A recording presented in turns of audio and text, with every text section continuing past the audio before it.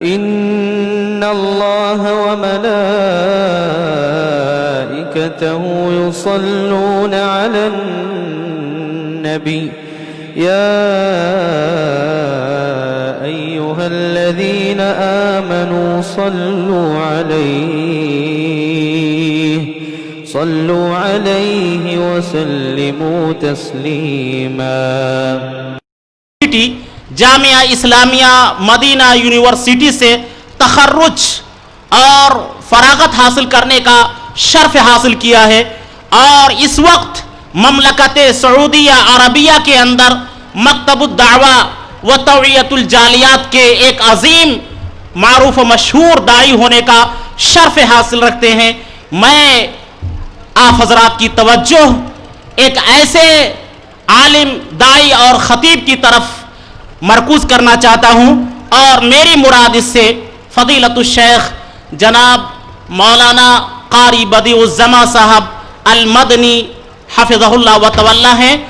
آپ کل سے نہایت ہی بے چینی کے ساتھ، بے صبری کے ساتھ شیخ کی آمد کا اور شیخ کے کلمات جادہ کو سننے کے لیے بے قرار بے صبری کے ساتھ آپ انتظار کر رہے ہیں.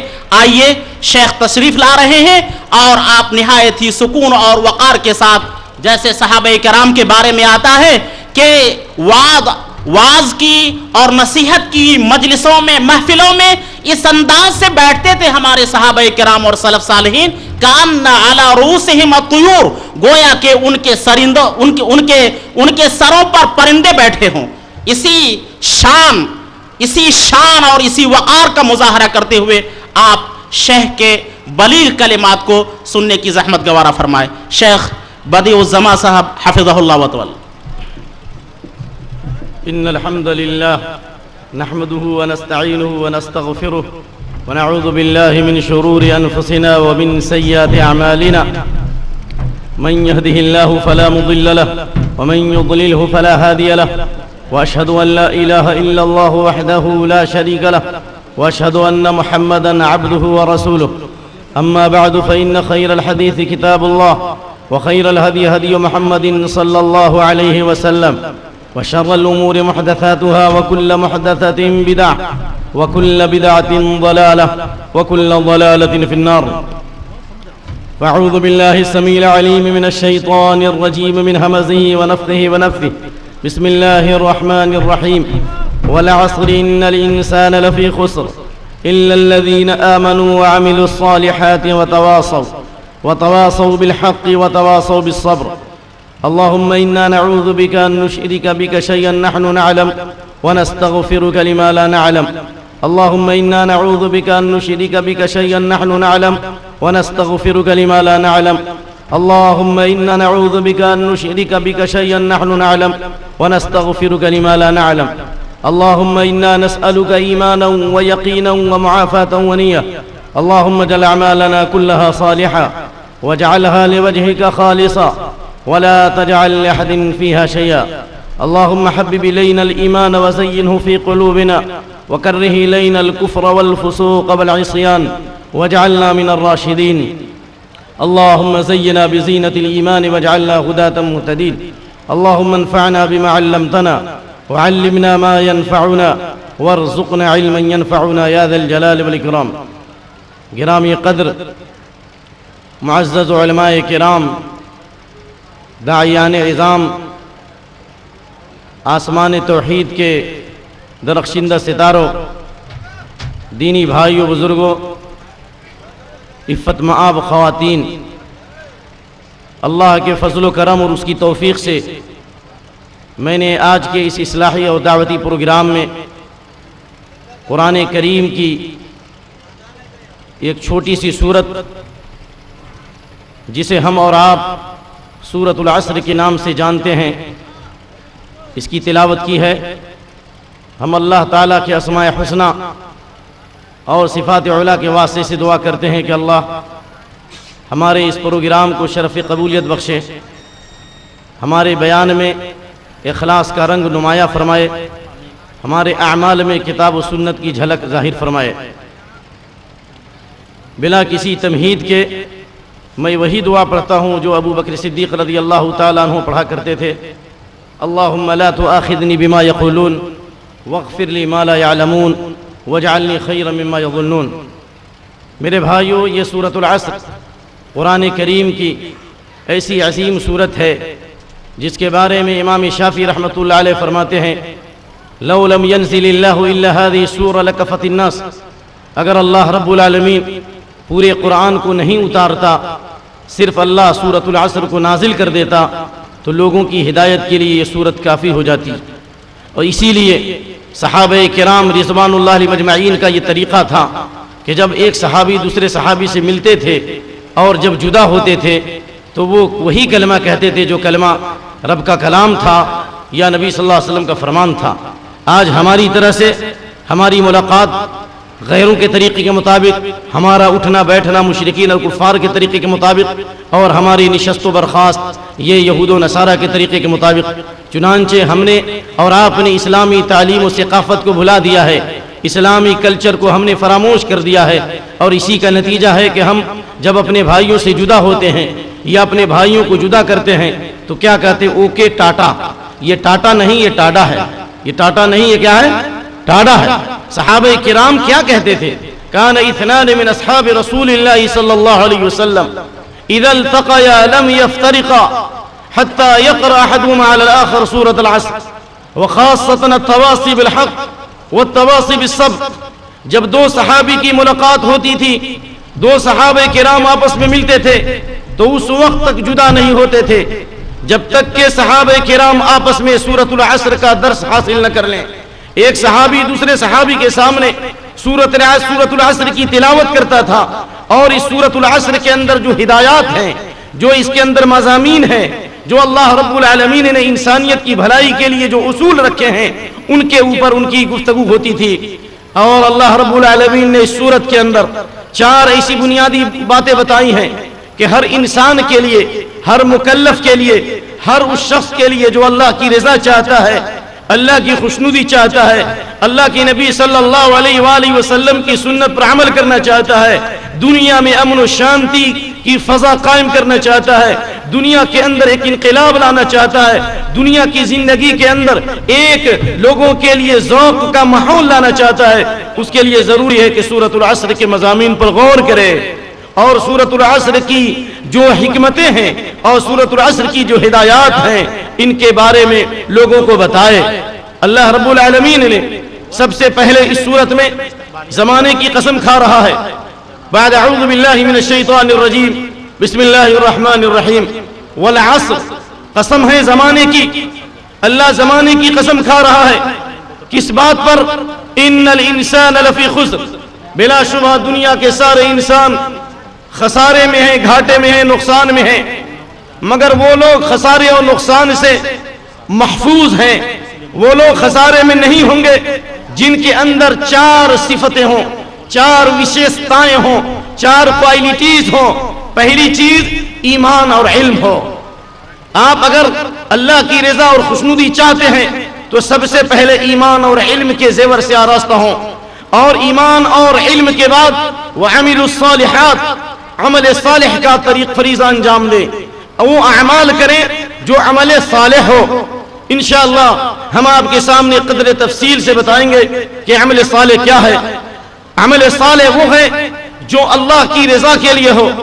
کوئی بھی عمل صالح نہیں ہو سکتا، کوئی بھی عمل نیک عمل نہیں ہو سکتا جب تک کہ اللہ کی رضا اور خوشنودی مطلوب نہ ہو، جب تک کہ وہ عمل اللہ کے لیے نہ کیا جائے۔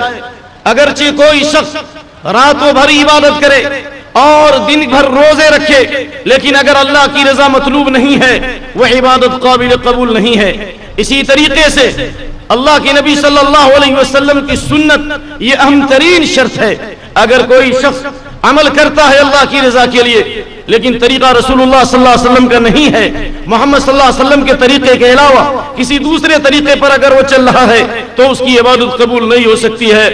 اللہ کے نبی صلی اللہ علیہ وسلم نے فرمایا من عمل عملا لیس علیہ امرنا فرد، جس نے بھی کوئی کام کیا، چاہے ثواب، چاہے ایمان کے باب میں ہو، چاہے عبادت کے باب میں ہو، چاہے وہ وضو کا طریقہ ہو، چاہے وہ غسل کا طریقہ ہو، چاہے میاں بیوی کے آداب ہو، کوئی بھی کام اگر اس نے کیا محمد صلی اللہ علیہ وسلم کے طریقے کے خلاف، صلی اللہ علیہ وسلم کے فرمان میں ہے۔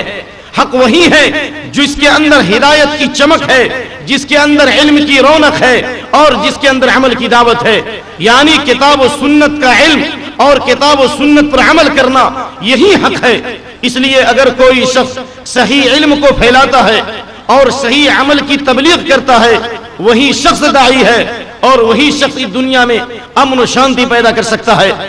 اس لیے تیسری شرط یہ ہے، عمل کے ساتھ دعوت کے فریضے کو انجام دیا جائے۔ اگر کسی کی زندگی میں عمل تو ہے لیکن دعوت نہیں ہے تو اس کی عبادت نامکمل ہے، اس کی زندگی نامکمل ہے، بلکہ اس کے لیے ضروری ہے کہ وہ دعوت کے فریضے کو انجام دے۔ اور چوتھی چیز ہے وہ تواصو بالصبر، صبر کی تلقین کرے، صبر کرے بھی اور صبر کی وصیت بھی کرے، اس لیے کہ چاہتے سب ہیں کہ ہو اوج سریا پہ مقیم، پہلے ویسا کوئی پیدا کرے قلب سلیم۔ یہ چار بنیادی شرطیں ہیں۔ پہلی چیز ایمان اور علم، اور دوسری چیز عمل صالح، اور تیسری چیز دعوت حق، حق کی طرف لوگوں کو بلانا، اور چوتھی چیز ہے صبر کرنا۔ ان چار چیزوں کے بیان سے پہلے اللہ تعالیٰ نے زمانے کی قسم کھائی ہے۔ میرے بھائیوں، میری ماں اور بہنوں، ذرا متوجہ ہو، میں آپ کے سامنے کچھ ایسی باتیں اللہ کی توفیق سے رکھنا چاہتا ہوں جو انشاءاللہ العزیز ہمارے لیے مفید اور کارآمد ہی نہیں ہوں گی، بلکہ انشاءاللہ ہمارے لیے یہ اسوہ ثابت ہوں گی، ہمارے لیے یہ سنگ میل ثابت ہوں گی۔ میرے بھائیوں، میری ماں اور بہنوں، اللہ نے زمانے کی قسم کھائی ہے۔ ابھی ہمارے بھائی زید پٹیل کہہ رہے تھے، شرک اور توحید کے موضوع کے تعلق سے بہت ساری باتیں عام فہم زبان میں انہوں نے بیان کی۔ اللہ تعالی ہم تمام لوگوں کو ان کی باتوں پر عمل پیرا ہونے کی توفیق دے۔ لیکن میں آپ کو یہ بتانا چاہتا ہوں، جس شرک کی بات ہمارے شیخ نے، ہمارے بھائی نے بتائی ہے، یہ شرک صرف دنیا کی تاریخ ہی میں نہیں، بلکہ اللہ کی نبی کریم صلی اللہ علیہ وآلہ وسلم نے فرمایا الشرک فیکم اخفی من دبیب النمل۔ جس طریقے سے چکنے پتھر پر چمٹی چلتی ہے، اس سے بھی ہلکے انداز میں اس امت کے اندر شرک داخل ہو جائے گا۔ اور عبداللہ بن عباس رضی اللہ تعالیٰ عنہما کی روایت، الشرک فیکم اخفی من دبیب النمل علی الصفا فی اللیلۃ الظلماء۔ رات کے اندھیرے میں، اندھیری رات ہے، بادل کی کالی گھٹا چھائی ہوئی ہے، اندھیری رات ہے جس میں انسان کو اس کا ہاتھ بھی نظر نہیں آتا۔ اس لیے اللہ کے نبی صلی اللہ علیہ وسلم کی حدیث ہے، اللہ فرماتا ہے یؤذینی ابن آدم فیسب الدہر وانا الدہر اقلب اللیل والنہار بیدی الامر اقلب اللیل والنہار۔ آدم کی اولاد مجھے تکلیف دیتی ہے، آدم کی اولاد مجھے ستاتی ہے، آدم کی اولاد مجھے اذیت دیتی ہے، انسان مجھے ستاتا ہے۔ اللہ اکبر۔ اور جو اللہ کو ستائے گا، جو اللہ اور اس کے رسول کو تکلیف دے گا، اللہ تعالیٰ نے فرمایا ان الذین یؤذون اللہ ورسولہ لعنہم اللہ فی الدنیا والآخرہ واعد لهم عذابا مہینا۔ سورۃ الاحزاب۔ جو اللہ کو ایذا پہنچائے، جو اس کے رسول کو صلی اللہ علیہ وسلم کو تکلیف دے، اللہ تعالیٰ کی اس پر لعنت ہوگی، لعنہم اللہ۔ دنیا اور آخرت میں اس پر اللہ کی لعنت ہوگی۔ اور لعنت کہتے کس کو ہیں؟ جب اللہ کسی پہ لعنت کرتا ہے، اس کا معنی یہ ہے کہ اللہ اس کو اپنی رحمت سے دور کر دیتا ہے۔ دنیا میں بھی اللہ اپنی رحمت سے دور کر دے گا، اور آخرت میں بھی اللہ اپنی رحمت سے دور کر دے گا۔ یعنی ایسا شخص جنت میں داخل ہونے کا مستحق نہیں ہے۔ زمانے کو گالی دینا، اللہ فرماتا ہے کہ آدم کی اولاد مجھے اذیت دیتی ہے، اور اللہ تعالیٰ کی اذیت کیا ہے؟ اللہ کو اذیت دینا کیا ہے؟ زمانے کو برا بھلا کہنا۔ بہت سے لوگ زمانے کو برا بھلا کہتے ہیں، کتنا خراب زمانہ ہے، کیسا زمانہ ہے۔ اللہ فرماتا ہے انا الدہر، میں زمانہ ہوں، یعنی زمانے کا خالق اللہ ہے، دن اور رات کا خالق اللہ ہے۔ یہ دن اور رات یہ مخلوق ہے، اور اللہ خالق ہے، اور دن اور رات یہ اللہ نے پیدا کیے ہیں۔ ایک زمانہ ایسا آئے گا، ایک وقت ایسا آئے گا کہ رات اور دن ختم ہو جائیں گے، زمانہ ختم ہو جائے گا، جیسا کہ اللہ کے نبی کریم صلی اللہ علیہ وسلم کی حدیث ہے، جب جنتی جنت میں چلے جائیں گے، جہنمی جہنم میں چلے جائیں گے، اللہ رب العالمین موت کو ذبح کر دے گا۔ جنت اور جہنم کے بیچ اللہ تعالیٰ موت کو ذبح کر دے گا، موت کو ختم کر دے گا۔ سمجھ میں آ رہی بات؟ یعنی موت ختم ہو جائے گی، زمانہ ختم۔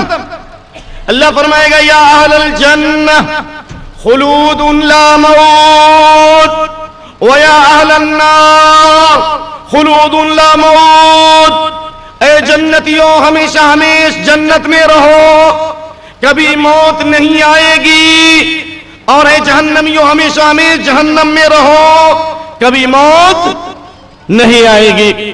اللہ اپنے فضل و کرم سے ہمیں ہمیشہ ہمیشہ جنت میں داخل فرمائے اور جہنم سے دور رکھے۔ بخاری کی حدیث ہے کہ جو جنتی ہوں گے اللہ کے اس کلام کو سن کر ان کی خوشیوں میں، ان کی مسرتوں میں اضافہ ہو جائے گا۔ میرے بھائیوں، اس کے بعد یہی حدیث ہے لا تبلا ثیابہم ولا تفنا شبابہم، جوانی ختم نہیں ہوگی۔ جو جنتی جنت میں چلے جائیں گے ان کی جوانی ختم نہیں ہوگی، ان کے کپڑے پرانے نہیں ہوں گے، بڑھاپا نہیں آئے گا، ہمیشہ ہمیشہ جنت میں جوان رہیں گے۔ اللہ کے نبی کی حدیث ہے جنتیوں کی عمر کتنی ہوگی؟ جی 30 یا 33 سال ہوگی، جرد مردن، موچ داڑھی دونوں صاف، بالکل جوانی کی حالت میں ہوں گے۔ تو میرے بھائی، اللہ نے زمانے کی قسم کھائی ہے، اس سے زمانے کی اہمیت کو بتانا ہے۔ زمانہ اللہ کے پاس اتنا اہم ہے، وقت اللہ کے پاس اتنا اہم ہے، وقت کی قدر و قیمت اتنی زیادہ ہے کہ اللہ نے قرآن کریم میں زمانے کے نام سے ایک سورت نہیں اتاری بلکہ 2 سورتیں اتاری۔ کتنی سورتیں اتاری؟ 2 سورت۔ پہلی سورت سورت الدہر، دہر کے معنی بھی زمانہ، اور دوسری سورت سورت العصر۔ اور قیامت کے دن تمام چیزوں میں کا حساب ایک ہوگا، ایک ہی سوال ہوگا، لیکن وقت اور ٹائم کے بارے میں ڈبل سوال ہوگا۔ حضرت عبداللہ بن مسعود رضی اللہ تعالیٰ عنہ کی حدیث ہے، عن عبداللہ بن مسعود رضی اللہ تعالیٰ عنہ قال قال رسول اللہ صلی اللہ علیہ وسلم لا تزول قدم ابن آدم من عند ربه حتى يسأل عن 5: عن عمره فيما أفناه، وعن شبابه فيما أبلاه، وعن ماله من أين اكتسبه وفيما أنفقه، وماذا عمل فيما علم۔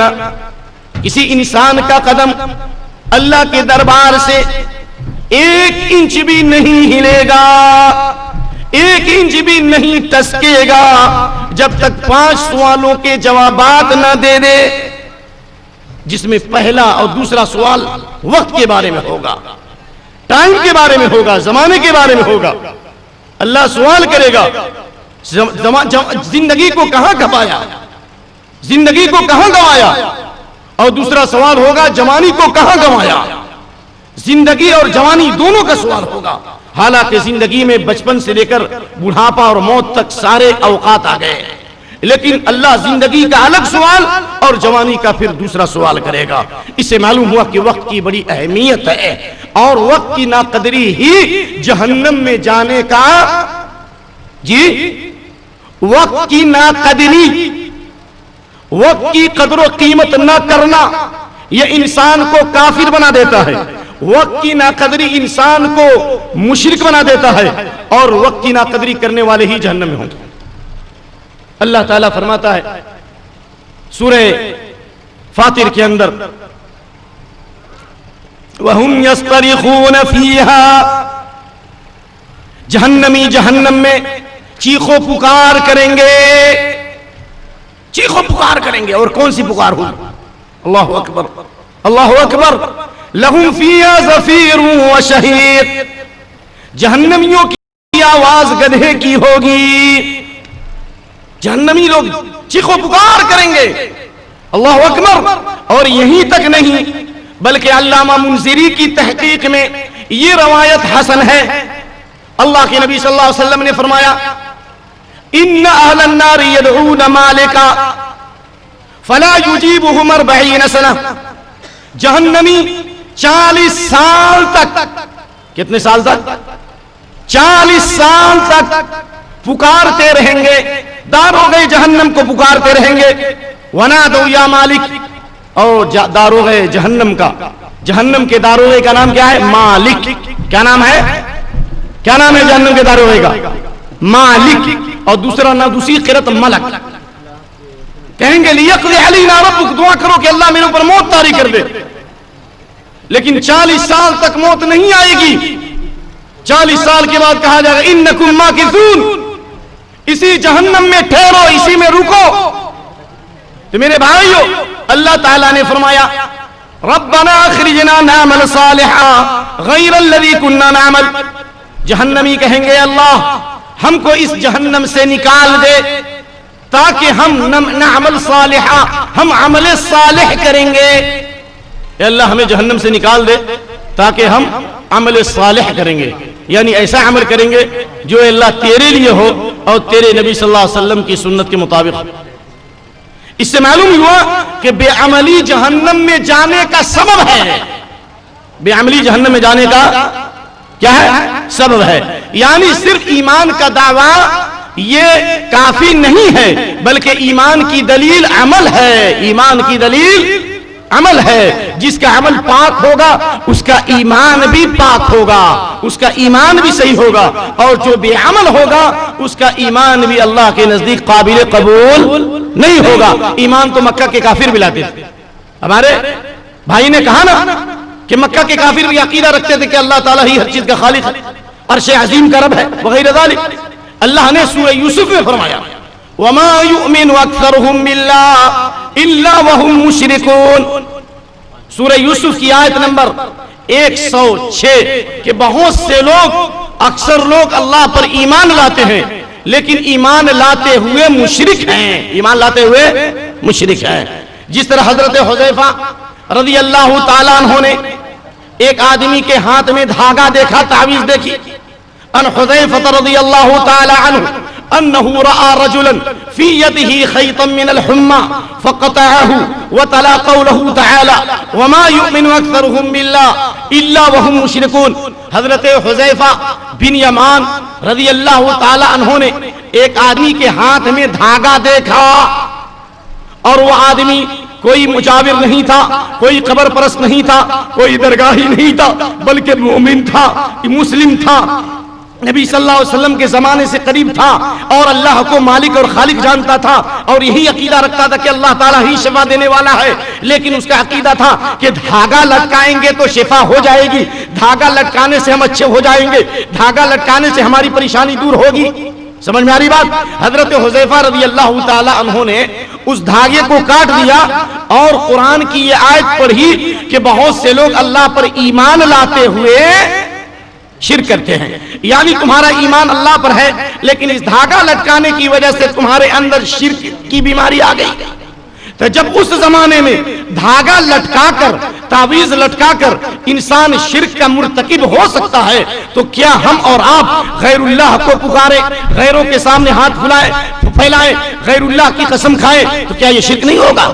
اس لیے یہ حدیث جو بتائی گئی کہ رات کے اندھیرے میں چکنے پتھر پر جس طرح چونٹی چلتی ہے، اس سے بھی ہلکے انداز میں شرک داخل ہو جائے گا۔ اللہ اسی لیے یہ حدیث میں نے آپ کے سامنے پیش کی کہ اللہ تعالیٰ زمانے کی قسم کھا رہا ہے۔ اللہ خالق ہے، اللہ مخلوق میں سے جس کی چاہے قسم کھا لے، لیکن مخلوق کے لیے کسی مخلوق کی قسم کھانا جائز نہیں، مخلوق کے لیے کسی مخلوق کی قسم کھانا جائز نہیں۔ یہاں تک کہ روئے زمین کا سب سے محترم حصہ، سب سے معظم حصہ، قابل احترام حصہ، جس کو اللہ نے امن کا شہر کہا، جس کے لیے ابراہیم علیہ السلام نے دعا فرمائی، جس میں ایک عبادت کا ثواب، ایک نماز کا ثواب 1,00,000 سے زیادہ ہے۔ اور سنو مسلمانوں، میرے دوستو، میرے بھائیو، وہ کعبہ مقدسہ، وہ کعبہ مبارکہ جس کے بارے میں بخاری اور مسلم کی حدیث ہے، یغزو جیشنا الکعبہ فاذا كانوا ببیضاء خسف باولهم وآخرهم، آخری زمانے میں ایک لشکر کعبہ کو ڈھانے کے لیے آئے گا، کعبہ سے جنگ کرے گا، مسلمانوں کی مرکزیت کو ختم کر دے، مسلمانوں کے وجود کو مٹا دے، مسلمانوں کے وجود کو مٹانے کے لیے کعبہ کو ختم کرنے کے لیے آئیں گے۔ لیکن یہ بھی تو بخاری کی حدیث ہے فَإِذَا كَانُوا بِبَيْضَاء، لیکن جب بیضاء مقام پر آئیں گے بیدا مقام پر آئیں گے. خسف باولہم وآخرہم، ان اللہ تعالیٰ اول اور آخر کو زمین میں دھسا دے گا. کعبہ کو ڈھانے والا لشکر زمین میں دھسا دیا جائے گا، کیونکہ جب تک کعبہ کا طواف ہوتا رہے گا، جب تک کعبہ کی حرمت باقی رہے گی، جب تک کعبہ کے اندر لوگ نماز پڑھتے رہیں گے، جب تک کعبہ کی طرف رخ کر کے لوگ عبادت کرتے رہیں گے، جب تک کہ کعبہ کی عزت و تقدس لوگوں کے دلوں میں ہوگی، اللہ اس وقت تک کعبہ کی حفاظت کرے گا. لیکن ایک وقت ایسا آئے گا جب یہ ایمان والے دنیا سے چلے جائیں گے، صاحب ایمان دنیا سے رخصت ہو جائیں گے، خانہ کعبہ کا کوئی طواف کرنے والا نہیں ہوگا.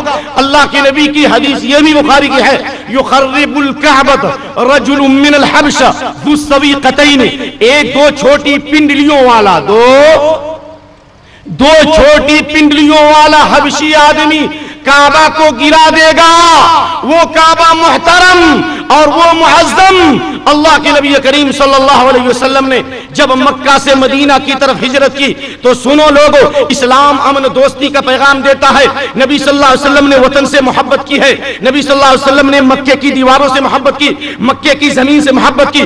آپ نے کعبہ کی طرف رخ کیا، آپ نے مکے کی طرف رخ کیا اور کہا یا مکہ انکی لخیر ارض اللہ، اے کعبہ اللہ کی قسم روئے زمین میں تو سب سے زیادہ محترم ہے، اللہ کے نزدیک سب سے زیادہ پاکیزہ ہے، تو ہم کو عزیز اور محبوب ہے. اگر میری قوم نہیں نکالتی تو میں تم سے نکلنے والا، میں تم کو چھوڑنے والا نہیں تھا. اتنی بڑی عظیم جگہ کی بھی اگر کوئی قسم کھاتا ہے، کعبہ کی بھی کوئی قسم کھاتا ہے، تو کعبہ کی بھی قسم کھانا جائز، کعبہ کی بھی قسم کھانا جائز نہیں ہے، بلکہ کعبہ کی قسم کھانا بھی شرک ہے، کیونکہ کعبہ خالق نہیں مخلوق ہے، اور مخلوق کے لیے کسی مخلوق کی قسم کھانا جائز نہیں ہے. حضرت عبداللہ بن عمر کے بارے میں ترمذی کی حدیث ہے، اللہ کے نبی صلی اللہ علیہ وسلم نے حضرت عبداللہ بن عمر کو دیکھا کہ کعبہ کی قسم کھا رہے ہیں، کہہ رہے کلا والکعبہ، ہرگز نہیں، قسم ہے کعبہ کی، قسم ہے کعبہ کی. تو صحیح بات یہ ہے کہ کلا ورب الکعبہ کھانا چاہیے، کعبہ کے رب کی قسم. تو کعبہ کے رب کی قسم نہیں کھائی، کہا قسم کعبہ کی، یعنی کعبہ کی قسم کھاتا ہوں. کعبہ کی، بولیے آپ لوگ، کعبہ کی قسم کھاتا ہوں. اللہ کے نبی صلی اللہ علیہ وسلم نے جب یہ دیکھا کہ کعبہ کی قسم کھا رہے تو اللہ کے نبی نے یہ نہیں کہا کہ تم مشرک ہو گئے، لیکن کہا کہ من حلف بغیر اللہ فقد کفر او اشرک، جس نے غیر اللہ کی قسم کھائی، جس نے غیر اللہ کی قسم کھائی اس نے کفر کیا یا شرک کیا. یعنی کعبہ کی قسم کھانا بھی جائز نہیں ہے اور یہ بھی کفر اور شرک میں داخل ہے. اس لیے شرک سے بچنا اتنا آسان نہیں ہے. اللہ نے زمانے کی قسم کھائی ہے لیکن ہمارے لیے زمانے کی قسم کھانا جائز نہیں ہے. اور اللہ تعالیٰ نے زمانے کی قسم کھائی ہے وقت کی اہمیت کو بتانے کے لیے. اس لیے جب جہنمی جہنم میں جلیں گے اور کہیں گے اللہ ہمیں جہنم سے نکال دے تو اللہ فرمائے گا اولم نعمرکم ما یتذکر فی من تذکر وجاءکم النذیر، کیا میں نے تم کو اتنی لمبی زندگی نہیں دی تھی جس میں نصیحت حاصل کرنے والا نصیحت حاصل کر لیتا؟ تم نے اتنی لمبی زندگی کے اندر نصیحت حاصل نہیں کی تو آج تم کو جہنم سے نہیں نکالا جائے گا. تم نے زندگی کی ناقدری کی، تم نے سمے کو ضائع کر دیا، تم نے ٹائم کو ضائع کر دیا، تم نے وقت کو برباد کر دیا. فذوقوا فما للظالمین من نصیر، جہنم کا مزہ چکھو، ظالموں کا کوئی مددگار نہیں ہے. لوگوں وقت کی ناقدری یہ انسان کے خسارے کا سبب ہے، اور جس نے وقت کی ناقدری کی وہ اولاد کی بھی تربیت نہیں کر سکتا، بیوی کی بھی تربیت نہیں کر سکتا، اپنے ماں باپ کی بھی خدمت نہیں کر سکتا، اپنے پڑوسی کے ساتھ بھی حسن سلوک نہیں کر سکتا. جس نے وقت کی ناقدری کی وہ صحیح وقت پر نماز بھی نہیں پڑھ سکتا، صحیح وقت پہ نماز نہیں پڑھ سکتا. اس لیے اللہ کے نبی کریم صلی اللہ علیہ وآلہ وسلم نے وقت کی قدردانی کی بتائی، اور آپ صلی اللہ علیہ وآلہ وسلم نے نماز کے تعلق سے کہا ان الصلاۃ کانت علی المؤمنین کتابا موقوتا، نماز کو اللہ تعالیٰ نے وقت کے اعتبار سے فرض کیا ہے جس میں نمازوں کے اندر عصر بھی داخل ہے. نمازوں کے اندر عصر بھی داخل ہے. اس لیے مفسرین امام ابن کثیر حدیث کے بہت بڑے امام ہیں، اس آیت کی تفسیر میں سلف کے اقوال نقل کرتے ہیں، کہتے ہیں کہ عصر سے یا تو زمانہ مراد ہے یا اس سے زمانے کا ایک اہم حصہ، زمانے کا ایک اہم پارٹ، زمانے کا ایک اہم انگ، زمانے کا ایک اہم ٹکڑا وہ عصر مراد ہے. کیونکہ دن شروع ہوتا ہے سورج نکلنے سے اور ختم ہوتا ہے سورج کے غروب پر. سورج نکلتا ہے تو دن شروع ہوتا ہے اور سورج ڈوبتا ہے تو دن ختم ہوتا ہے. لیکن دن ختم ہونے سے پہلے عصر کا وقت بہت ہی قیمتی ہے، اور اس امت کے لیے تو عصر کا وقت سب سے زیادہ نہیں سمجھ رہے زبان، سب سے زیادہ قیمتی ہے.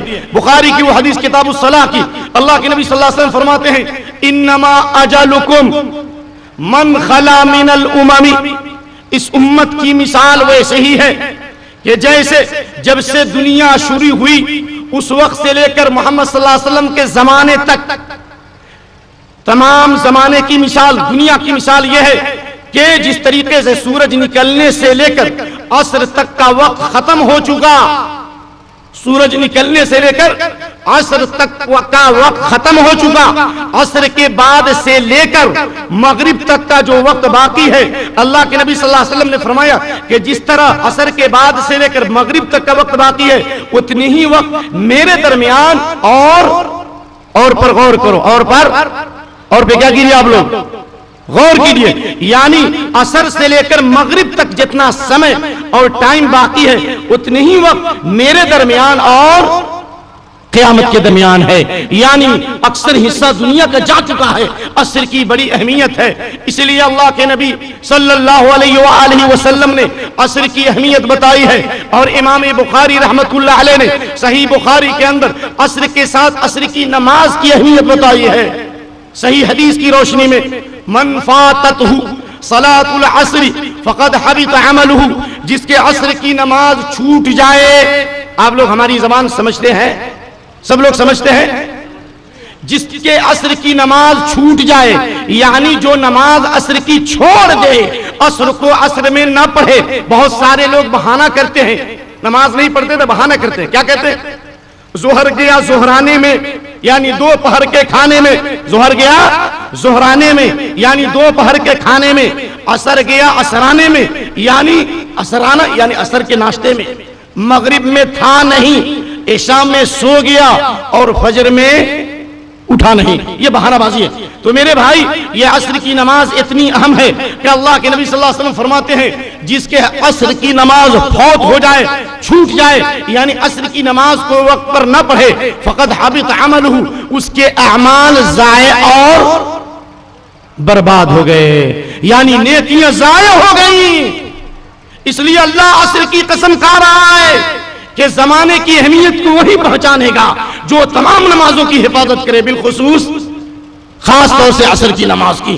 نبی صلی اللہ علیہ وآلہ وسلم کے جسم اطہر پر اونٹ کی اوجھری ڈالی گئی، طائف کی سرزمین میں آپ زخمی کیے گئے، آپ کے اوپر پتھروں کی بارش کی گئی، آپ نے ان ظالموں پر بد دعا نہیں کی.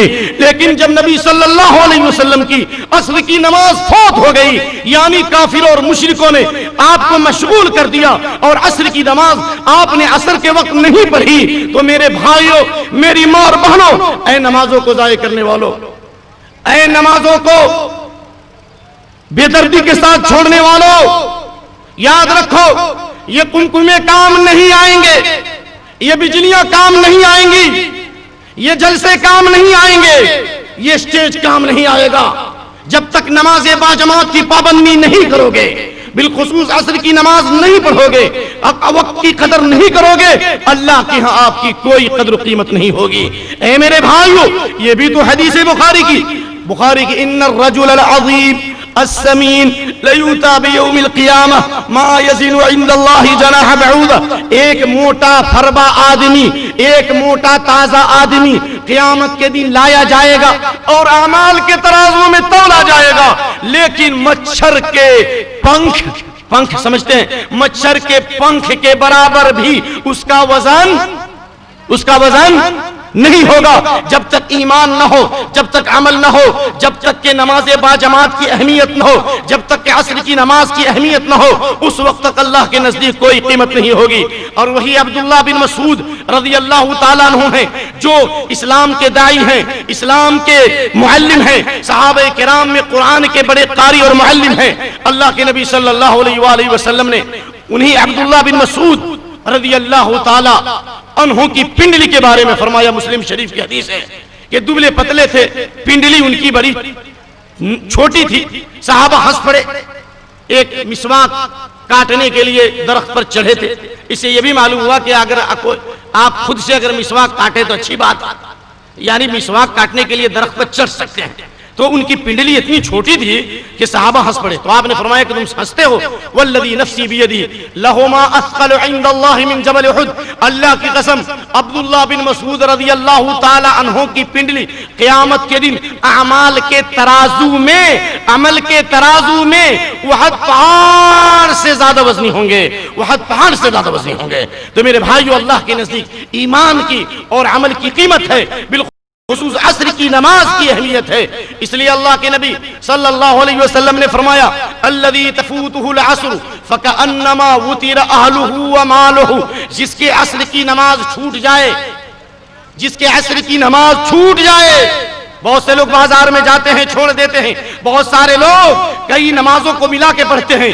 اللہ کے نبی صلی اللہ علیہ وآلہ وسلم نے عام حالتوں میں نمازوں کو جمع نہیں کیا، اور اگر کیا ہے تو جمع بین الصلاتین ہے، دو نمازوں کو جمع کیا ہے، جمع بین الصلوات، جمع بین الصلوات نہیں ہے، تین چار نمازوں کو ملا کے پڑھا، یہ نبی صلی اللہ علیہ وسلم سے ثابت نہیں ہے۔ جمع بین الصلاتین ہے سفر کے اندر، اور وہ بھی خاص ضرورت کے پیش نظر، جس طرح اللہ کے نبی سے ثابت ہے معاذ بن جبل کی حدیث کہ اللہ کے نبی صلی اللہ علیہ وسلم نے دو نمازوں کو جمع کیا۔ غزوہ تبوک میں جنگی حالات تھے، کیوں؟ لئلا یحرج امتہ، تاکہ آپ اپنی امت کو حرج سے، پریشانی سے بچائیں۔ آج بہت سارے لوگ عصر کے بعد عصر کو مغرب کے ساتھ پڑھتے ہیں، یہ صحیح نہیں۔ اللہ کے نبی فرماتے ہیں جس کے عصر کی نماز چھوٹ جائے، جس کی عصر فوت ہو جائے، فکأنما، گویا کہ وہ تیرا اہلہ، گویا کہ وہ تیرا اہلہ ومالہ، گویا کہ اس کے مال، اس کی اولاد، اس کے بال بچے سب ہلاک و برباد کر دیے گئے۔ مال اور اولاد کی ہلاکت پر اتنا بڑا نقصان نہیں ہے، لیکن عصر چھوٹنے پر، عصر کی نماز فوت ہونے پر اس سے بھی بڑا نقصان ہے۔ اس لیے لوگ آؤ نبی صلی اللہ علیہ وسلم نے جو بد دعا کی اس کو یاد رکھو۔ جن کفار اور مشرکین نے نبی کو مشغول کیا اور آپ کی نماز چھوٹ گئی تو آپ نے بد دعا کی، ملأ اللہ قبورہم وبیوتہم نارا حبسون عن الصلاة الوسطى ای صلاة العصر۔ اللہ ان ناستکوں کے قبروں کو اور ان کے گھروں کو آگ سے بھر دے، ان دشمنوں کے گھروں کو اور ان کی قبروں کو آگ سے بھر دے۔ سبحان اللہ، انہوں نے ہمیں عصر کی نماز سے روک دیا، عصر کی نماز سے غافل کر دیا۔ میرے بھائیوں، اس سے عصر کی اہمیت معلوم ہوتی ہے، لہذا تمام نمازوں کی حفاظت کرنا، بالخصوص عصر کی نماز کی حفاظت کرنا۔ اللہ کے نبی صلی اللہ علیہ وسلم فرماتے ہیں، مسلم شریف کی حدیث ہے، لن یلج النار من صلی قبل طلوع الشمس وقبل غروبها، جس نے سورج نکلنے سے پہلے نماز پڑھی، سورج ڈوبنے سے پہلے نماز پڑھی، یعنی فجر کی نماز پڑھی وقت پر اور عصر کی نماز پڑھی وقت پر جماعت کے ساتھ، وہ ہرگز ہرگز جہنم میں داخل، ہرگز جہنم میں داخل نہیں ہوگا۔ اس سے مراد تمام نمازوں کے ساتھ ان نمازوں کی خاص حفاظت کی، وہ ہرگز جہنم میں داخل نہیں ہوگا۔ اس حدیث میں اشارہ موجود ہے کہ اگر ان نمازوں کی حفاظت کرو گے تو اللہ آپ کے ایمان کی حفاظت کرے گا، اللہ آپ کے اخلاق کی حفاظت کرے گا، اللہ آپ کے معاملات کی حفاظت کرے گا، اللہ فتنوں سے حفاظت کرے گا، اللہ آپ کو صحیح چیز پر عمل کرنے کی توفیق دے گا۔ اس لیے لوگوں یاد رکھو، جس نے نمازوں کی حفاظت نہیں کی وہ دین اور دنیا کی بھی حفاظت نہیں کر سکتا۔ نمازوں کو ضائع کرنے والا ماں باپ کا فرما بردار نہیں ہو سکتا، نمازوں کو ضائع کرنے والا پڑوسی کے ساتھ اچھے حسن سلوک کرنے کی توفیق نہیں پا سکتا۔ حضرت عمر بن خطاب رضی اللہ تعالیٰ عنہ نے اپنے گورنروں کو خط لکھا دنیا کے مختلف خطوں کے اندر، اور یہ خط بہت ہی قیمتی تھا، اور یہ خط اللہ تعالیٰ کی عبادت کے لیے تھا۔ کہا ان اہم امورکم عندی الصلاۃ فمن حفظها وحافظ علیہا حفظ دینہ ومن ضیعها فولما سواہ ضیع۔ حضرت عمر بن خطاب رضی اللہ تعالی عنہ یہ خط لکھ رہے ہیں تمام گورنروں کو، اے لوگوں یاد رکھو تمہارے تمام کاموں میں سب سے اہم کام میرے نزدیک نماز ہے، نماز۔ بہت سارے لوگ خواص و عوام جلسے کے اندر نمازوں کو ضائع کر دے رہے ہیں، سوتے سوتے وقت ضائع کر دے رہے ہیں، ٹہلتے ٹہلتے وقت ضائع کر دے رہے ہیں۔ اللہ کی قسم تم نے زمانے کی ناقدری کی، تم نے عصر کی ناقدری کی، تم نے جماعت کو ضائع کر دیا۔ اللہ کے نبی کریم صلی اللہ علیہ وآلہ وسلم کی حدیث کی روشنی میں اس شخص کو اللہ کے نبی صلی اللہ علیہ وآلہ وسلم کی شفاعت نہیں مل سکتی ہے، اللہ کا دیدار نہیں ہو سکتا ہے۔ اللہ کے نبی کریم صلی اللہ علیہ وآلہ وسلم نے اس بات کی ہمیں تعلیم دی ہے کہ تمام نمازوں کے ساتھ اس کی حفاظت کرنا۔ حضرت عمر نے خط لکھا تھا کہ تمام کاموں میں سب سے اہم کام نماز ہے، نماز کے اوقات کی حفاظت کرنا۔ جس نے نماز کی حفاظت کی، نماز کی پابندی کی اور وقت پر جماعت کے ساتھ نماز پڑھی، اس نے اپنے دین کی حفاظت کی۔ اور دین کے اندر عقیدہ بھی ہے، دین کے اندر ایمان بھی ہے، دین کے اندر احسان بھی ہے، دین کے اندر پوری شریعت، یعنی جس نے نمازوں کی حفاظت کی اس نے پوری شریعت کی حفاظت کی، اور جس نے نمازوں کو ضائع کر دیا وہ نمازوں کے علاوہ تمام چیزوں کو بدرجہ اولا ضائع کر دے گا۔ تو اس لیے میرے بھائیو آؤ نمازوں کی حفاظت کرو، جماعت کی حفاظت کرو، وقت کی قدردانی کرو۔ آج دیکھو دنیا کے ان ملکوں کے اندر جنہوں نے کفر کے باوجود اور شرک کے باوجود اتنی زیادہ قدردانی کی کہ فرانس کے اندر اور انگلینڈ کے اندر لوگ 18 گھنٹے کام کرتے ہیں، اس لیے کہ ان کے ہاں وقت کی قیمت ہے۔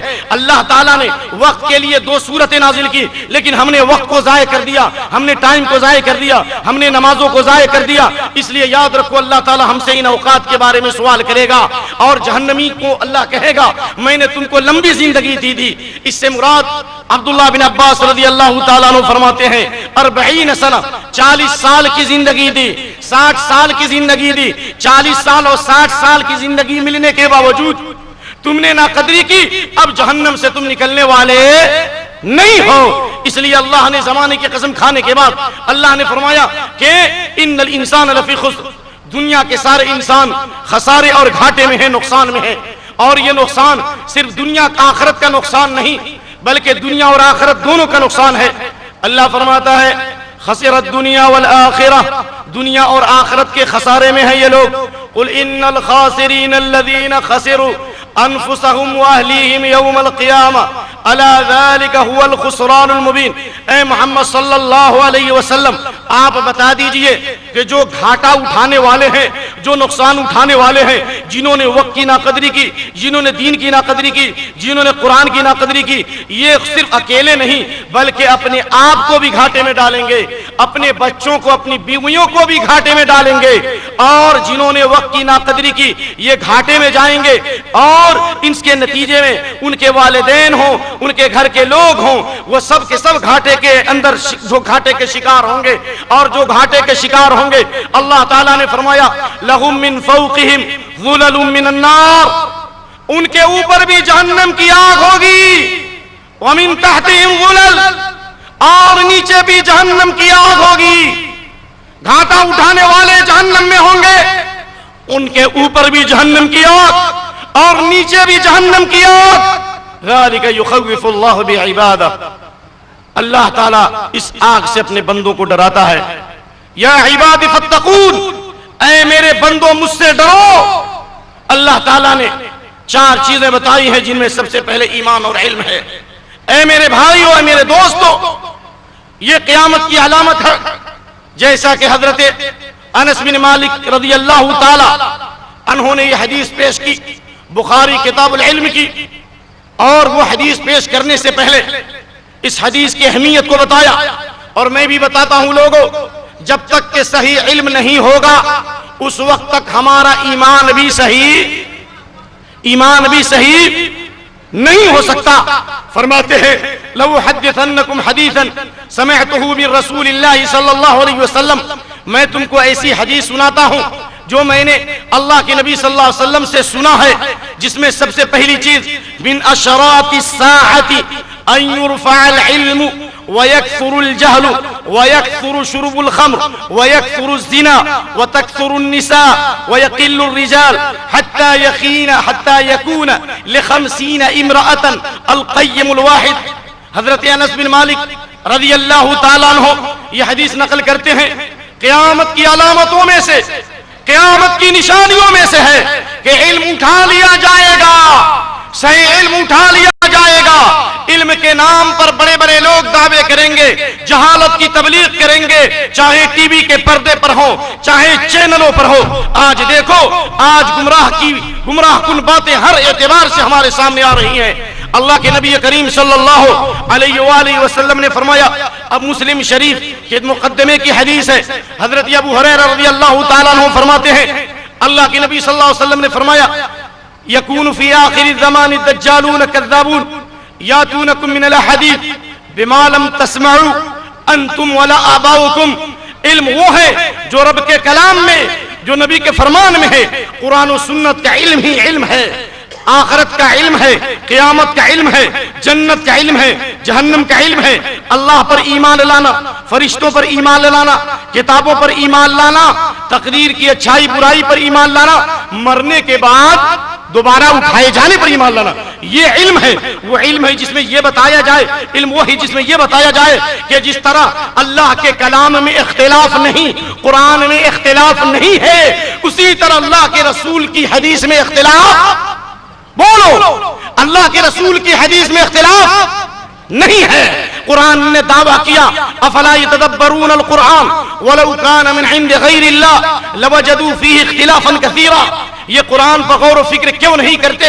کیونکہ قرآن اگر کسی مخلوق کا کلام ہوتا، کسی انسان کا، کسی جنات کا کلام ہوتا، کسی فرشتے کا لکھا ہوا کلام ہوتا، وہ اختلاف میں ہوتا، اس میں کمی ہوتی، اس میں نقص ہوتا، اس میں گڑبڑی ہوتی، اس میں تقدیم و تاخیر ہوتی. یہ اللہ جس طرح پاک اور بے عیب ہے، اسی طرح یہ قرآن بھی پاک اور بے عیب ہے. اور یاد رکھو، دنیا کی ساری چیزیں مٹ جائیں گی لیکن قرآن نہیں مٹے گا. مکہ بھی ویران ہو جائے گا آخری زمانے میں، مدینہ بھی ویران ہو جائے گا، کعبہ بھی چل جائے گا، لیکن جب قرآن کے پڑھنے والے نہیں ہوں گے، قرآن کے سمجھنے والے نہیں ہوں گے، قرآن کی ناقدری کرنے والے لوگ ہوں گے، اللہ اس قرآن کو روئے زمین پر باقی نہیں رکھے گا.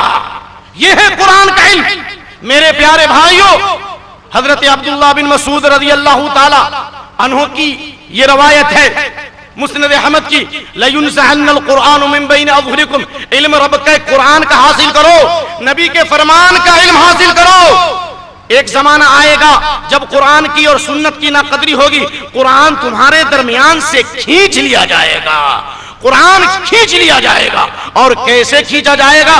علامہ ابن تیمیہ فرماتے ہیں رحمت اللہ علیہ، اے لوگوں اگر ابن تیمیہ رحمت اللہ علیہ کے نام آئے تو آپ ہرگز یہ غلط فہمی میں مبتلا نہ ہو کہ ہم ان کے مقلد ہیں. نہ، وہ اسلام کے شارع ہیں، اسلام کے ترجمان ہیں، اسلام کے داعی ہیں. ان کی بات جو قرآن و حدیث کی روشنی میں ہم اس کو قبول کرتے ہیں. اور اس سے پہلے امام ابو حنیفہ رحمت اللہ علیہ من اللہ المغفرت والرضوان، اللہ تعالیٰ ان کے اوپر مغفرت اور رضوان کی بارش برسائے. ہم امام ابو حنیفہ رحمت اللہ علیہ کی حدیثوں کو بھی لیتے ہیں، ان کی بھی قدر کرتے ہیں. ابن تیمیہ رحمت اللہ علیہ فرماتے ہیں کہ قرآن کیسے اٹھایا جائے گا؟ قرآن جتنے سینوں میں ہے، سینوں سے بھی قرآن اٹھا لیا جائے گا. سینوں سے بھی قرآن، سینہ سمجھتے ہیں، قرآن جتنے سینوں میں، دلوں میں محفوظ ہے، وہ قرآن بھی اٹھا لیا جائے گا. اگر آپ اس کو نہیں پڑھیں گے یہ کتاب وہ کتاب وہ کتاب. اللہ کرے کہ میں وہ بات پیش کر سکوں جو میرے ذہن میں. اگر قرآن کی جگہ پر دوسری کتاب پڑھی جائے اور قرآن نہ پڑھی جائے، قرآن جیسی کتاب نہ پڑھی جائے، یہ قرآن بھی آپ کے خلاف شکایت کرے گا اور رسول اللہ صلی اللہ علیہ وسلم بھی شکایت کریں گے. وقال الرسول یا ربی ان قوم اتخذوا هذا القرآن مہجورا. رسول اللہ صلی اللہ علیہ وسلم قیامت کے میدان میں جب نفسی نفسی کا عالم ہوگا، اللہ عدل کی میزان قائم کرے گا. نہیں سمجھا؟ اللہ تعالیٰ انصاف کا ترازو قائم کرے گا. اللہ جب فیصلہ کرے گا، اس وقت اللہ کے رسول صلی اللہ علیہ وسلم اپنی امت کے ان لوگوں کی شکایت کریں گے جنہوں نے قرآن کو چھوڑ کر دوسری کتابیں پڑھی. اے میرے رب، شکایت کریں گے کون؟ اللہ کے رسول صلی اللہ علیہ وسلم. کس سے کریں گے؟ کس کے دربار میں؟ رب العالمین کے دربار میں کریں گے. کن کی شکایت کریں گے؟ کن کی شکایت کریں گے؟ امتی کی. اور کیا شکایت کریں گے؟ ان قوم اتخذوا هذا القرآن مہجورا. اے میرے رب، یہی وہ قوم ہے جس نے قرآن کو چھوڑ دیا. جس نے قرآن کو نہیں پڑھا اس نے بھی قرآن کو چھوڑ دیا. جس نے قرآن کو پڑھا اور اس پر غور و فکر نہیں کیا اس نے بھی قرآن کو چھوڑ دیا. اور جس نے قرآن کو پڑھا، غور و فکر بھی کیا، لیکن عمل کیا دنیا کے قانون پر، برادران وطن کے طریقے کے مطابق شادیاں ہو رہی ہیں، اور یہود و نصارہ کی طرح ہمارے چہرے ہیں، عورتوں کی طرح ہمارے بال ہیں، اور عورتوں کی ساڑیوں کی طرح ہمارے پاجامے اور ہماری لنگیاں ہیں. سمجھ گئے؟ اس نے قرآن کو چھوڑ دیا. رسول اللہ صلی اللہ علیہ وسلم ان کے بارے میں بھی شکایت کریں گے. بات یہ چل رہی ہے کہ علم اہم ہے. جب تک علم صحیح نہیں ہوگا آپ اللہ کو نہیں پہچان سکتے، قیامت کو نہیں پہچان سکتے، آخرت کو نہیں پہچان سکتے. ہم پوچھ دیں ایمان بالملائکہ، فرشتے کیا ہیں؟ فرشتے کے بارے میں بتاؤ، اور فرشتے کے صفات کیا ہیں؟ اکثر لوگ شاید نہ جانتے ہوں. ان سے پوچھ دیا جائے پیارے بھائیو علم حاصل کرو جو اصل علم ہے. اے میرے پیارے بھائیو، قبر میں کسی پیر کے بارے میں، کسی فقیر کے بارے میں، کسی مرشد کے بارے میں، کسی بزرگ کے بارے میں، کسی خواجہ کے بارے میں، کسی غوث کے بارے میں، کسی قطب کے بارے میں، کسی ابدال کے بارے میں سوال نہیں ہوگا. یہ نہیں سوال ہوگا تم کس شہر کی اقتدا کرتے تھے، کس بستی کے کو مانتے تھے. قبر میں یہی سوال ہوگا من ربک ما دینک من نبیک. تمہارا رب کون، تمہارا دین کیا، اور تمہارے نبی صلی اللہ علیہ وسلم کون، تمہارے نبی کون. رب کے بارے میں پوچھا جائے گا، دین کے بارے میں، کہ تمہارا مسلک کیا تھا، دین کے بارے میں پوچھا جائے گا. اور نبی کے بارے میں پوچھا جائے گا. نہ پوچھا جائے گا تم کس امام کے ماننے والے. سارے امام رسول اللہ صلی اللہ علیہ وسلم کو مانتے تھے. تمام اماموں کے امام کون تھے؟ امام ابو حنیفہ رحمۃ اللہ علیہ کے امام کون؟ امام شافعی رحمۃ اللہ علیہ کے امام کون؟ بولیے. امام مالک رحمۃ اللہ علیہ کے امام کون؟ امام احمد بن حنبل رحمۃ اللہ علیہ کے امام کون تھے؟ وہ امام جو تمام نبیوں کے امام، تمام رسولوں کے امام، اولین اور آخرین کا امام، جس نبی کے آنے سے پہلے اللہ نے تمام نبیوں سے اللہ کے نبی کی امامت کا اقرار کرایا کہ جب میرا نبی آخری نبی آئے گا تو نبیوں سے اللہ نے ایگریمنٹ لیا تم اس پر ایمان لانا، تم اس کی اقتدا کرنا. ہمارا نبی تو وہ ہے جو پورے عالم کے لیے رحمت بن کر آیا. نبی تو وہ ہے جس نے معراج میں تمام نبیوں کی امامت فرمائی. اور وہ نبی تو وہ ہے جس کی امامت کے جھنڈے تلے قیامت کے دن تمام نبی ہوں گے. صحیح حدیث ترمذی کی اللہ کے نبی فرماتے ہیں انا اول شافع و مشفع. سب سے پہلے میں سفارش کروں گا اور سب سے پہلے میری سفارش قبول کی جائے گی. وما من نبی یومئذ آدم فمن سواه الا تحت لوائی. حضرت آدم علیہ السلام سے لے کر عیسیٰ علیہ السلام تک جتنے نبی اور رسول ہوں گے تمام کے تمام محمد صلی اللہ علیہ وسلم کے جھنڈے تلے ہوں گے. اس کو ایمان مانو، اس کی اقتدا کرو. تو اللہ کے نبی کریم صلی اللہ علیہ وآلہ وسلم کی امامت، یہ عظیم ترین امامت دنیا میں بھی اور آخرت میں بھی اور معراج میں بھی. اس لیے میرے بھائیو اس کتاب و سنت کا علم حاصل کرو. اگر اس کتاب و سنت کے علم کو نہیں حاصل کرو گے، دوسری کتابیں پڑھو گے تو سنو یہ حدیث امام حاکم نے روایت کی. علامہ ذہبی اس حدیث کی تصحیح کرتے ہیں. کیا حدیث؟ عبداللہ بن عمر بن عاص کے ذریعے سے موقوفاً روایت. کہا ان من اشراط الساعہ، اور سے سنی حدیث، ان من اشراط الساعہ ان ترفع الاشرار وتوضع الاخيار وتقرأ المثنات. قيل ما المثنات؟ قال كتب غير كتاب الله. قیامت کی نشانیوں میں سے یہ نشانی ہے کہ بدترین اور ذلیل لوگوں کو، کمتر اور حقیر لوگوں کو، کمینہ اور خسیس لوگوں کو اٹھایا جائے گا، نیک لوگوں کو پست کیا جائے گا. کیونکہ دوسری حدیث ہے لا تقوم الساعة حتى يكون اسعد الدنيا لقع باللقع. قیامت اس وقت تک قائم نہیں ہوگی یہاں تک کہ دنیا کا خوش نصیب ترین انسان وہ ہوگا جو کمینہ کا بیٹا کمینہ ہوگا. حدیث بدترین لوگوں کو اٹھایا جائے گا، اچھے لوگوں کو پست کیا جائے گا، اور وَتُقْرَأُ الْمُثَنَّاتُ، مصنات پڑھی جائیں گی، ایسی کتابیں مارکیٹ میں آ جائیں گی جو بار بار پڑھی جائیں گی، ہر فرض نماز کے بعد، ہر مجلس میں، ہر محفل میں وہ کتاب پڑھی جائے گی۔ عبداللہ بن عمرو بن عاص سے پوچھا گیا مصنات کیا ہے، اور وہ کتابیں کیا ہیں جو پڑھی جائیں گی؟ تو کہا کتب غیر کتاب اللہ، تمام مختلف قسم کی کتابیں آ جائیں گی، تمام کتابوں کو لوگ پڑھیں گے، لیکن اللہ کی کتاب کو نہ پڑھیں گے اور نہ سمجھیں گے، قرآن کو چھوڑ کر دوسری کتابوں کو پڑھیں گے، اور جب قرآن کو پڑھنا چھوڑ دیں گے تو سنو سلسلۃ الاحادیث صحیحہ حدیث نمبر 87، اللہ کے نبی فرماتے ہیں حضرت حذیفہ سے رضی اللہ تعالیٰ عنہ سے روایت ہے، یدرس الاسلام کما یدرس وشی الثوب، اسلام جس طرح کپڑے کا کچا کلر، سمجھ رہے ہیں سب لوگ، کچا کلر، کچا رنگ جس طرح مٹتا ہے دھونے سے، اسی طرح اسلام مٹتا چلا جائے گا، اسلام کی روحانیت ختم ہوتی چلی جائے گی، اسلام کا نام باقی رہ جائے گا، قرآن کی رسم باقی رہے گی، اسلام کی روح باقی نہیں رہے گی، اسلام کی رونق باقی نہیں رہے گی، اسلام رسم و رواج بن جائے گا، اسلام اجنبی بن جائے گا۔ لا یدرس الاسلام کما یدرس وشی الثوب حتی لا یدرا ما صلاۃ ولا صیام ولا صدقۃ ولا نسک، یہاں تک کہ یہ بھی نہیں معلوم ہوگا کہ نماز کیا ہے اور روزہ کیا ہے، صدقہ کیا ہے اور زکوٰۃ کیا ہے، یعنی لوگوں کو نماز کی اہمیت نہیں معلوم ہوگی، روزے کی اہمیت نہیں معلوم ہوگی، صدقے کی حیثیت نہیں معلوم ہوگی، زکوٰۃ کا مقام ختم ہو جائے گا، حج کرنے والے ختم ہو جائیں گے۔ جب یہ کب ہوگا؟ جب قرآن و سنت کو پڑھنا لوگ چھوڑ دیں گے، کیونکہ اتحاد قرآن و سنت سے ہوگا اور اختلاف قرآن و سنت کے چھوڑنے سے ہوگا۔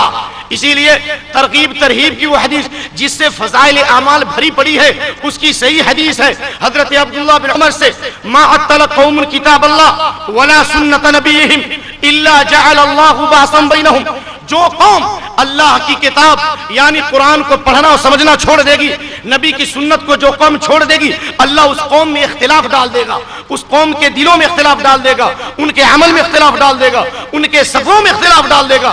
اور جان لو یہ اتحاد اسی وقت آئے گا جب رب کے کلام کو پڑھو، نبی کے فرمان کو پڑھو، اسی وقت اجتماعیت آئے گی۔ اور یاد رکھو یہ جس طریقے سے قرآن اللہ کی رحمت ہے، حدیث اللہ کی رحمت ہے، بارش اللہ کی رحمت ہے، اسی طرح اجتماعیت بھی اللہ کا انعام ہے۔ اللہ کے نبی کی حسن حدیث حسن سند سے، الجماعت رحمت والفرقت عذاب، جماعت رحمت ہے، اجتماعیت رحمت ہے، اختلاف عذاب ہے۔ اور یہ اجتماعیت قرآن و سنت پر قائم رہو گے تو ہوگی۔ اور میں نے پہلے کہا ہے کہ اللہ تعالیٰ نے دعویٰ کیا، قرآن نے چیلنج کیا، قرآن میں اختلاف نہیں ہے، اسی طرح اللہ کے رسول کی حدیث میں بھی اختلاف نہیں ہے، اس لیے کہ اللہ نے سورۃ الاعراف آیت نمبر 157 157 نمبر کی آیت میں اللہ نے نبی کے بارے میں فرمایا، نبی کی بھوشوانیاں، نبی کی پیشین گوئیاں، نبی کی خوشخبری پچھلی کتابوں میں بھی تھی، ان میں سے یہ تعلیم بھی تھی، وَيَضَعُ عَنْهُمْ إِصْرَهُمْ وَالْأَغْلَالَ الَّتِي كَانَتْ عَلَيْهِمْ، نبی آئے تھے اختلاف کی زنجیروں کو کاٹنے کے لیے، اختلاف کو ختم کرنے کے لیے، لوگوں کے اندر اتحاد پیدا کرنے کے لیے۔ اور یاد رکھو جب تک دلوں میں اتحاد نہیں ہوگا، سروں کے جوڑنے سے اتحاد نہیں ہو سکتا ہے، اور دلوں کا اتحاد اس وقت تک نہیں ہوگا جب تک کہ قرآن کو صحیح طور سے نہ سمجھو، جب تک اللہ کے نبی کی حدیث کو نہیں سمجھو۔ اس لیے کہ اللہ کے نبی کریم صلی اللہ علیہ وآلہ وسلم کی حدیث ہے، ایک سنت چھوڑنے سے دلوں میں اختلاف ہو رہا ہے۔ آپ نے بارہا سنا ہوگا، آپ خانے کعبہ گئے ہوں گے، آپ نے امام کعبہ کے پیچھے بھی نماز پڑھی ہوگی، جب تک کہ قرآن و سنت کی دعوت نہیں تھی، اسی کعبہ کے اندر ایک وقت میں خاندان چراغسا کے بادشاہ نے جب قرآن و سنت کے قانون کو چھوڑا، ایک وقت میں 4 مصلے بچتے تھے، حنفی کا مصلح، شافی کا مصلح، مالکی کا مصلح، حنبلی کا مصلح۔ لیکن ملک عبدالعزیز جب آئے، اللہ ان کی قبروں کو نور سے منور کر دے، انہوں نے قرآن و سنت کا قانون لاگو کیا۔ میں نے ان کی کیسٹیں سنی ہیں، میں نے ان کی سینیاں دیکھی ہیں، انہوں نے رو رو کر دعائیں کی ہیں، میں نے وہ روح پرور منظر دیکھا ہے، میں نے اس روحانیت میں سانسیں لی ہے، میں وہاں پہ پروان چڑھاؤں، میرے بھائیوں اسی کتاب و سنت کی برکت سے اختلافات ختم ہو گئے، ایک امام پر کعبہ میں لوگ متحد ہو گئے اور کعبہ کی برکت سے پوری دنیا کے لوگوں میں اتحاد کی دعوت عام ہوئی۔ میں کہتا ہوں کعبہ کے امام جس وقت نماز پڑھاتا ہے، نماز پڑھانے سے پہلے بھی حدیث پیش کرتے ہیں، اللہ جزائے خیر دے، کیا کہتے ہیں؟ لا تختلفوا فی الصفوف فتختلف قلوبکم، نماز کے اندر نماز شروع کرنے سے پہلے بھی جو صف بندی ہوتی ہے، نماز شروع کرنے سے پہلے جو صف بندی ہوتی ہے اس میں اختلاف نہ کرو۔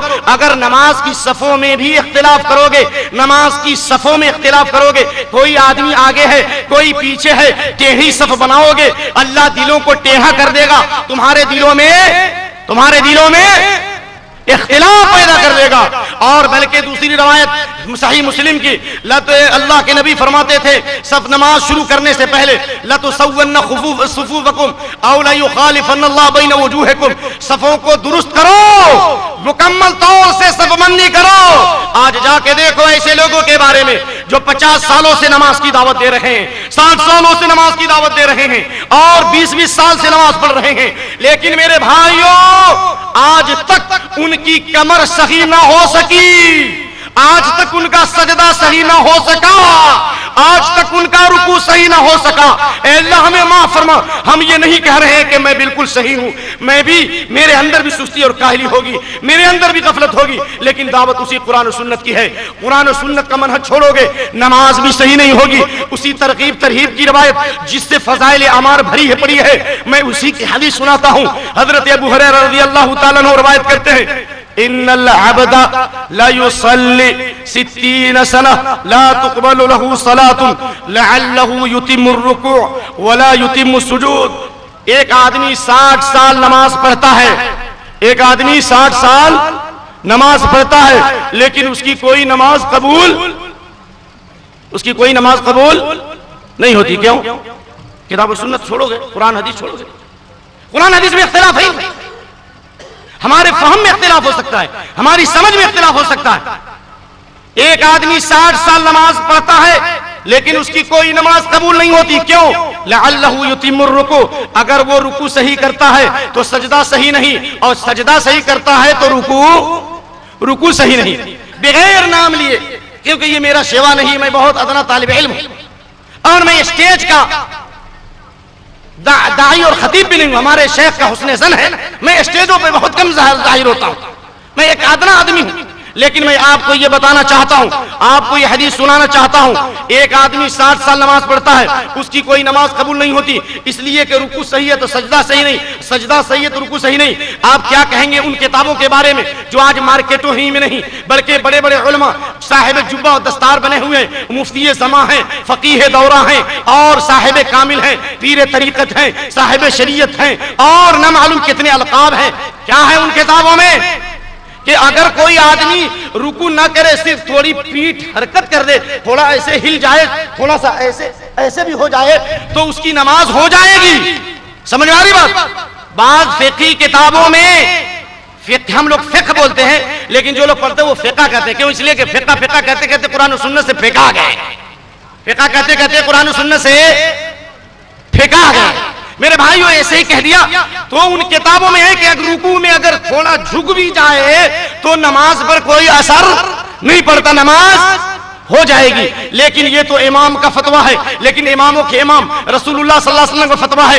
مجھے کہا گیا کہ بعض لوگ آئے ہیں جو دوسرے مسلک سے بھی تعلق رکھتے ہیں، سب ہمارے بھائی ہیں، میں ان کو دعوت دیتا ہوں، دیکھو رسول اللہ کی حدیث صلی اللہ علیہ وسلم اور جا کے دیکھو اپنی مسجدوں میں کیا حال ہے۔